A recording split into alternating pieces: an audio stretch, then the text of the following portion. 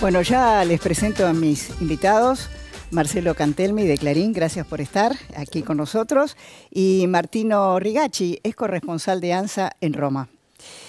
Bueno, Marcelo, yo planteé el tema, ¿no? Estos nuevos liderazgos que están surgiendo, no solo en América Latina, sino también en Europa.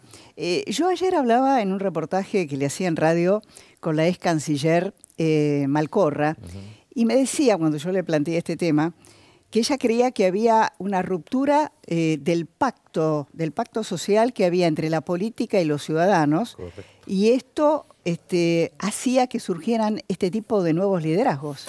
Sí, no, concretamente el aluvión neofascista, o como querramos llamarlo, de una extrema derecha muy conservadora, aparte con líneas medievales en lo cultural, arranca, o la motivación, el gran gatillo fue la segunda gran crisis de los últimos 100 años, que es la crisis del 2008. La crisis del 2008 amontonó mucha gente en las... Ella también me mencionó eso, sí. Que es básico, porque amontonó mucha gente en las orillas de la sociedad que quedaron como las grandes víctimas de este reacomodamiento que tuvo el capitalismo en ese momento, y que cuando se reanuda la rueda, esta gente queda muy marginada. Entonces tenés el caso de Estados Unidos, donde el voto a Donald Trump viene por ese lado, y tenés en Europa casi el mismo fenómeno repetido país por país.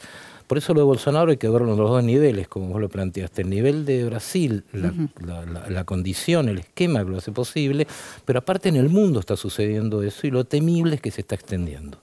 Martino, en Italia también tienen un fenómeno similar, ¿no? Sí, la ruptura del pacto que vos dijiste no es otra cosa que la crisis reciente y los partidos antisistema que emergieron con mucha fuerza.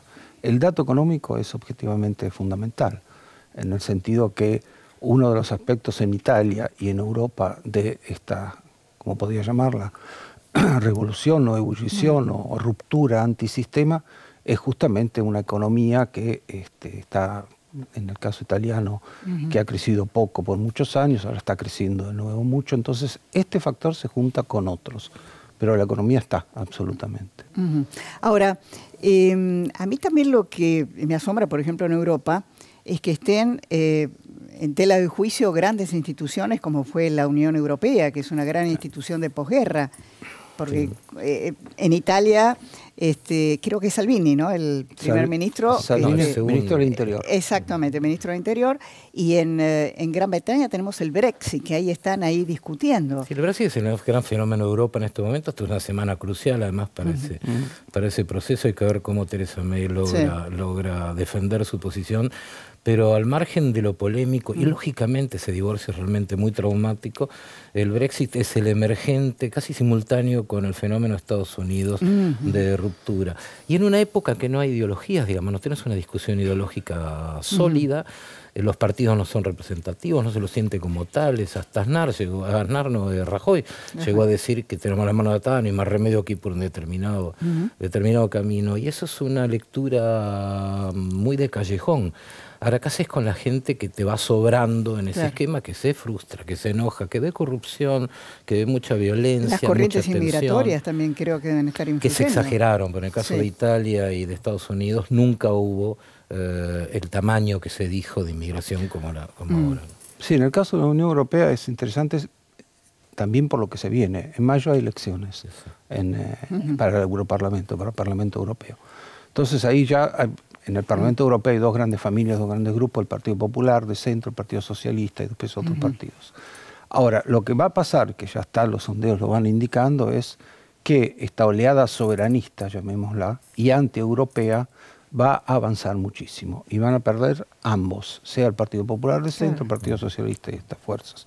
A su vez, en el caso de Italia, Matteo Salvini y el Movimiento 5 Estrellas, Di Maio, el cálculo que ellos hacen en todas sus instancias, sus reclamos y su posición a la Unión Europea, es que no van a tener que cambiar ellos, va a cambiar la Unión Europea. Entonces el interlocutor les va a cambiar en Bruselas. Entonces ellos siguen con esta política poniendo en cuenta justamente, teniendo en cuenta que muy probablemente va a ocurrir esto. Se va a acabar, en cierto sentido, una era, una época, no sé, era quizás demasiado, pero unos años en los cuales justamente había dos fuerzas clave, que eran el Partido Popular y los socialistas, y ahora esto va a se modificarse. cae el ideal cosmopolita de la Unión Europea, que fue un maravilloso avance de la humanidad, se está cayendo, está en crisis.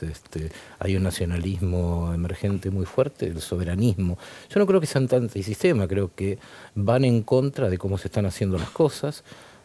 Son gente de la estructura, que el mismo Bolsonaro tiene 7 legislaturas. Ahora yo leía, no recuerdo a qué analista que decía que el triunfo, si a Bolsonaro le va bien desde el punto de vista económico, no sé, esto va a tener un gran impacto en América Latina y que se iba a extender este fenómeno. Eso es correcto.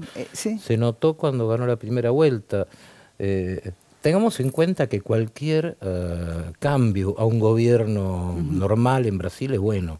Después vemos los sujetos. Pero en el caso, cuando él gana la primera vuelta, la bolsa argentina sube 1,5 puntos, detrás de la suba de 6, en general del panel, y de casi 14-15%, un poco más de las empresas privatizables, ¿no? Se notó, eso regó un poco de entusiasmo. Inversión. Lo que pasa es que Bolsonaro no es un liberal como fantasean en el mercado, es un hombre de ideas bastante primitivas en mucho sentido, incluso él se contradice bastante, es muy conservador, su equipo además es bastante antiguo, fuera de la propuesta de este monetarista de Guedes, que va a ser su ministro de Hacienda, que también tiene algunas ideas un poco difíciles de plantear. Él no va a controlar el Congreso, va a ser imposible privatizar, por ejemplo, la petrolera o la empresa de electricidad. Y además te encontrás con un dato que va a ser muy interesante en adelante, por lo menos el primero, que es que Bolsonaro admira a Corea del Sur, admira a Israel, admira a Estados Unidos, detesta a China, que es un gran inversor en Brasil, y que dice que no quiere privatizar para que no compren los chinos. Es muy infantil el argumento, pero lo expresa con absoluta tensión, ¿no? ¿Es posible un Bolsonaro en la Argentina o eso es un fenómeno que tiene que ver con lo que pasó en Brasil, en Lava-Jato, donde quedó muy poco en pie? Bueno, en la Argentina... Acá tenemos los cuadernos, ¿no? Los cuadernos que creo que si uno los analiza en cierta magnitud es peor que el Lava-Jato, pero los efectos da la sensación de que son los mismos, ¿no? Yo creo que en todos lados puede llegar a producirse este fenómeno, porque en Europa tampoco lo esperábamos. Yo hoy escuchaba a un militante de la corriente de Grabois que decía que hay que impedir, como en Brasil, la proscripción de Cristina Kirchner. En realidad Cristina Kirchner tiene acusaciones penales y está pasando lo mismo que en Brasil, porque la gente no va en manada, la gente sabe que son acusaciones penales, claro. Y eso le pasó a Lula da Silva y al PT, que no hizo una autocrítica diciendo, de hecho, fuimos nosotros lo que... Salió cuarta sí. Dilma Rousseff. Sí, no, y perdió la posibilidad de la banca en Minas Gerais. Pero el gran error, que no es un error, es una visión bastante cegata, es de parte de esta dirigencia no haber reconocido que tuvieron que ver con una recesión tremenda, con la corrupción galopante y con la violencia, 68.000 muertos el año pasado en crímenes callejeros. Digo, toda esta combinación no es el único culpable Lula, pero es un gran responsable del deterioro, y sobre todo Dilma Rousseff, cuyo gobierno realmente enterró totalmente al PT. Un reconocimiento de eso sería necesario, pero ellos fueron pensando, como decía este hombre, que lo están proscribiendo, y en realidad no lo estaban proscribiendo. Es muy discutible la sanción contra Lula, pero jorobar es el escándalo de corrupción más grande de la historia de Brasil. Claro. Y además, sí, perdón. Yo creo que volviendo a la Argentina y Bolsonaro, primero de todo hay que tener un espacio político donde emerge esta figura. Y segundo, otra cosa que tiene que nacer, que en una situación peronismo y macrismo tiene que nacer, tiene que verse, tiene que consolidarse. La otra cosa, para candidaturas presidenciales o fuertes hace falta de estructura. Tienes que tener recursos, estructura, un partido. O sea, me parece que está bastante verde la cosa todavía. El otro tema respecto a Brasil es que seguramente, retomando lo que decía Marcelo, seguramente Brasil va a retomar con Bolsonaro una tradición, que es la tradición de un país fuerte. Orden y progreso. Orden y progreso, nacionalista, Que Lula lo tenía de manera completamente diferente. También, por ejemplo, en el enfoque que tenía con el Mercosur, Lula era muy social, era muy político. No era tan comercial. Seguramente ahora no se sabe bien qué va a pasar con él, seguramente el próximo presidente de Brasil, pero le va a dar un vuelco a eso y un poco al rol que el Brasil, o mucho rol que el Brasil tiene en América Latina, en toda la región, que por obvias razones... Convengamos en algo, el gobierno de Lula fue un gobierno del centro hacia la derecha, te diría, si uno tiene en cuenta cuál era la economía que llevó adelante y qué presidente Banco Central tuvo, qué relación tuvo con la banca, nunca ganó tanto, y con el campo, digo, fue bastante más moderno que lo que vimos sobre todo en Argentina. Eso se deterioró, es cierto. Ahora yo disiento en algo, Bolsonaro tiene un partido pequeñísimo, casi inexistente. El riesgo existe si existen las mismas condiciones que hacen posible que surjan estos liderazgos, y esas condiciones están en el aire.